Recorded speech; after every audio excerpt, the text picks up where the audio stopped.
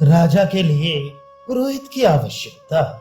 भीष्म जी कहते हैं, युधिष्ठिर, धर्म और अर्थ को ठीक ठीक समझना कठिन है। ये सोचकर राजा को चाहिए कि प्रत्येक कार्य में सत परामर्श देने के लिए एक बहुज्ञ विद्वान को पुरोहित बनाकर रखे। जहाँ राजा और पुरोहित दोनों ही धर्मात्मा तथा राजनीतिक गुण विचारों के जानने वाले होते हैं, उस राज्य की प्रजा का सब ओर से भला होता है। यदि दोनों धर्म पर आस्था रखने वाले और एक दूसरे के विश्वास पात्र हों, अत्यंत तपस्वी और परस्पर हितैषी हों, दोनों के हृदय, दोनों के विचार एक से हों, तो वे अपनी प्रजा को उन्नतिशील बनाते और देवताओं तथा पितरों को भी तृप्त करते हैं।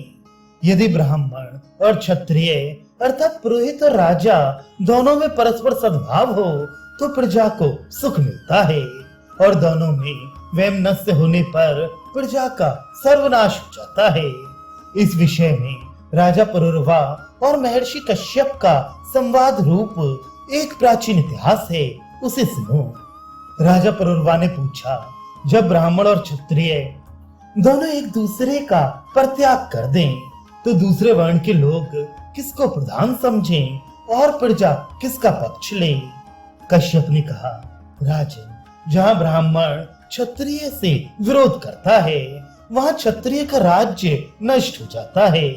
जब क्षत्रिय ब्राह्मण को त्याग देते हैं तो उनका वेदाध्ययन रुक जाता है, उनके पुत्रों की वृद्धि नहीं होती, उनके घर में न दधि मंथन होता है न यज्ञ, तथा उनके बालक वेदाध्ययन नहीं कर पाते।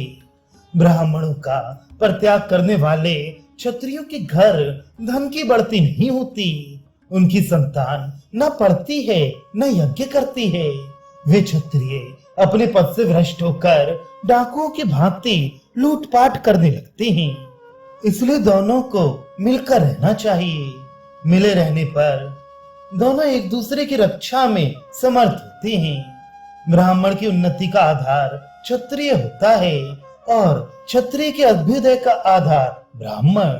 दोनों जातियां जब एक दूसरे के आश्रित रहती हैं तो इनका विशेष गौरव बढ़ता है, और यदि इनकी प्राचीन काल से चली आती हुई मैत्री टूट जाती है तो सब कुछ नष्ट हो जाता है। चारों वर्णों की प्रजा पर मोह छा जाता है, उसे अपना कर्तव्य नहीं सूझता, इससे वह नष्ट होने लगती है।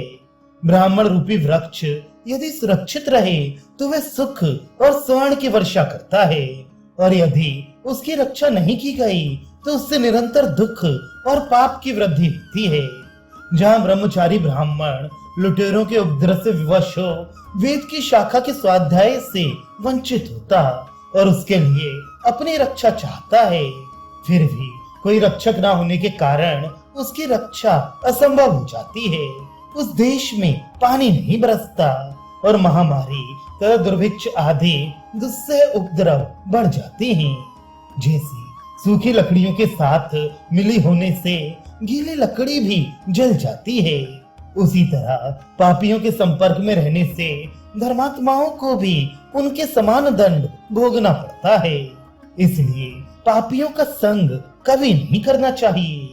पुण्यात्माओं को मिलने वाले सभी लोग सुख की खान और अमृत के केंद्र होते हैं। वहाँ घी के चिराग जलते हैं, उनमें स्वर्ण के समान प्रकाश फैला रहता है। वहाँ न मृत्यु का प्रवेश है न वृद्धावस्था का, उनमें किसी को कोई दुख भी नहीं होता।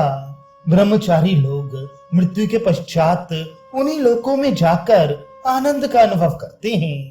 पापियों का लोक है नरक, जहाँ सदा अंधेरा छाया रहता है। वहाँ अधिक से अधिक शोक और दुख प्राप्त होते हैं। पापात्मा पुरुष वहाँ बहुत वर्षों तक कष्ट भोगते हुए दौड़ते फिरते हैं, उन्हें अपने लिए बहुत शोक होता है। ब्राह्मण क्षत्रिय में परस्पर वैमनस्य होने पर प्रजा को दुस्सह दुख उठाना पड़ता है। इन सब बातों को समझ बूझकर राजा को एक बहुज्ञ पुरोहित बना ही लेना चाहिए।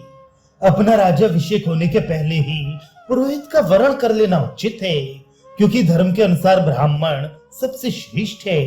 वेद वेदता विद्वानों का कहना है कि सबसे पहले ब्राह्मण उत्पन्न हुए हैं, इसलिए वे सब वर्णों से ज्येष्ठ, सम्मानीय तथा पूजनीय हैं। यही नहीं, वे प्रत्येक वस्तु को पहले भोगने के अधिकारी हैं। अतः बलवान होने पर भी राजा का एक कर्तव्य है कि धर्मानुसार सभी उत्तम वस्तुएं पहले ब्राह्मण को निवेदन करे। ब्राह्मण जाति क्षत्रिय को उन्नतिशील बनाती है और क्षत्रिय ब्राह्मण की उन्नति में कारण होते हैं। इसलिए राजा को सदा ही ब्राह्मण का विशेष सम्मान करना चाहिए।